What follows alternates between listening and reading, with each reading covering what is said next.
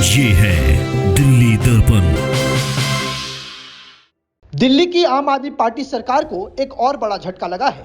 दिल्ली की आम आदमी पार्टी सरकार को अब सीबीआई जांच से फिर से गुजरना होगा। दिल्ली सरकार पर बीजेपी की जासूसी करने का आरोप लगा है। इस मामले में दिल्ली के एलजी विनय सक्सेना ने सीबीआई को उप मुख्यमंत्री मनीष सिसोदिया के खिलाफ भ्रष्टाचार निवारण अधिनियम के तहत केस दर्ज करने की अनुमति भी दे दी है। सिसोदिया के साथ ही 6 अन्य लोगों के खिलाफ भी अब यह केस दर्ज होगा, जिसमें एक आईएएस अधिकारी भी शामिल है। आरोप है कि आम आदमी पार्टी की सरकार ने 2015 में सत्ता में आने के बाद विजिलेंस डिपार्टमेंट के तहत एक फीडबैक यूनिट बनाई थी, जिसका इस्तेमाल राजनीतिक विरोधियों की जासूसी के लिए किया गया। एलजी दफ्तर के अधिकारियों के मुताबिक सीबीआई की शुरुआती जांच में ये सामने आया कि फीडबैक यूनिट का इस्तेमाल नेताओं की जासूसी के लिए किया गया है। वहीं अब इस मसले पर बीजेपी ने राजनीति शुरू कर दी है। बीजेपी की ओर से लगातार प्रदर्शन जारी है। बीजेपी के कई बड़े नेता हाथों में दूरबीन लेकर आईटीओ से दिल्ली सचिवालय तक आज प्रदर्शन कर रहे हैं। इसमें दिल्ली के बीजेपी के कार्यकारी अध्यक्ष वीरेंद्र सचदेवा और विधानसभा में नेता विपक्ष रामवीर सिंह बिधूड़ी भी शामिल हैं। बीजेपी का आरोप है कि विजिलेंस डिपार्टमेंट के तहत इस यूनिट का गठन विरोधी पार्टी के नेताओं पर नजर रखने के लिए किया गया है। बीजेपी ने कहा कि फीडबैक यूनिट के गठन के वक्त 1 करोड़ रुपए दिए गए। इस फंड का नाम सीक्रेट सर्विस फंड रखा गया। एफयू का हेड भी पार्लियामेंट्री फोर्स से रिटायर्ड अधिकारी को बनाया गया था। बीजेपी अब मांग कर रही है कि इस मसले पर जो खर्च किया गया उसकी रिकवरी भी मनीष सिसोदिया से की जाए। मेरे मीडिया के दोस्त खड़े हैं, इस जासूसी से आप लोग भी छूते नहीं। बड़े बड़े उद्योगी घराने, ईमानदार सरकारी कर्मचारी, बड़े बड़े अधिकारी, न्यायपालिका में काम करने वाले ईमानदार न्यायाधीश, बड़े बड़े औद्योगिक घराने, बड़े बड़े मीडिया हाउसेस, ये सब अरविंद केजरीवाल और मनीष सिसोदिया की जासूसी के दायरे में। क्या हासिल करना चाहते हैं अरविंद केजरीवाल? किसका दमन करना चाहते हैं? किसको डराना चाहते हैं? सबकी खुफिया बातें सुनना, दिल्ली की जनता की निजता का हनन करना, ये शोभा देता है क्या केजरीवाल?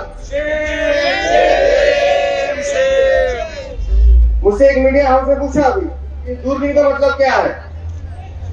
मैंने कहा ये दूरबीन लेकर अरविंद केजरीवाल मनीष सिसोदिया दिल्ली सचिवालय की छत पर खड़े होकर दिल्ली वालों की घरों में झांक रहे हैं। तो उन्होंने मुझसे पूछा आपको इसमें क्या दिख रहा है?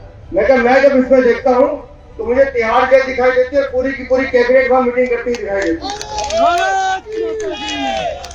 और जो काम इनके हैं, जो कृत्य इनके हैं और जो संघर्ष आप लोग कर रहे हो, मैं आपको यकीनन कह रहा हूं कि आने वाले दिनों में अरविंद केजरीवाल मनीष सिसोदिया दोनों जेल के अंदर होंगे।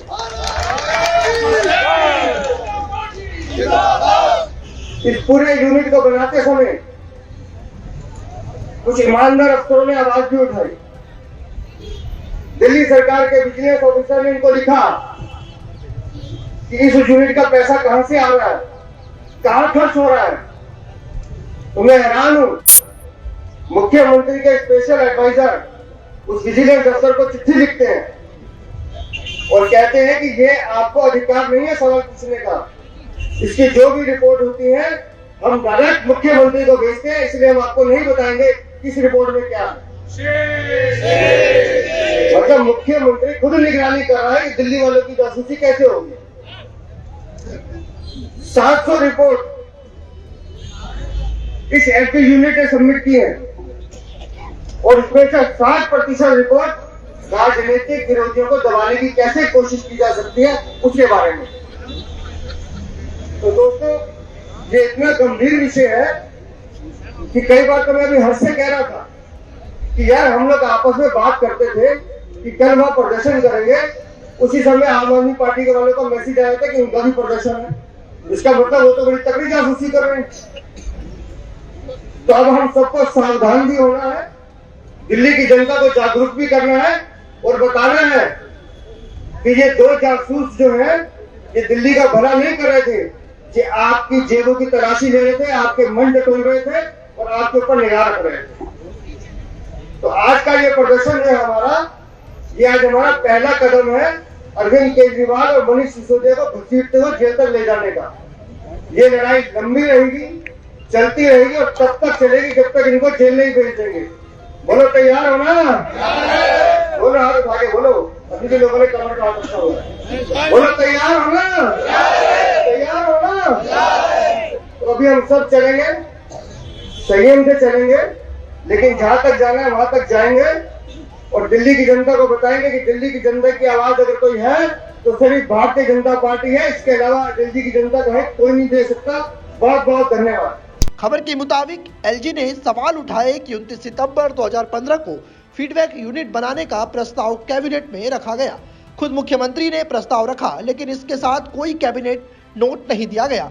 लगता यही है कि इसमें एक प्राइवेट गुप्तचर संस्था की तरह बनाया गया हो। फरवरी 2016 से एफवीयू ने काम करना शुरू किया। उस वक्त इनमें 17 लोग काम करते थे। ये अनुबंधित कर्मचारी थे। ये सभी पार्लियामेंट्री फोर्स और आईबी जैसे एजेंसी से रिटायर्ड थे, लेकिन 7 महीने ही ये एफवीयू काम कर सकी। फिर खुद विजिलेंस डिपार्टमेंट ने इसकी शिकायत की और फिर इसे भंग कर दिया गया। ब्यूरो रिपोर्ट, दिल्ली दर्पण टीवी। लेटेस्ट खबरों के लिए सब्सक्राइब करें हमारा YouTube चैनल या फिर लॉग ऑन करें www.delhidarpantv.com। खबरों की कवरेज और विज्ञापनों के लिए संपर्क करें इस नंबर पर।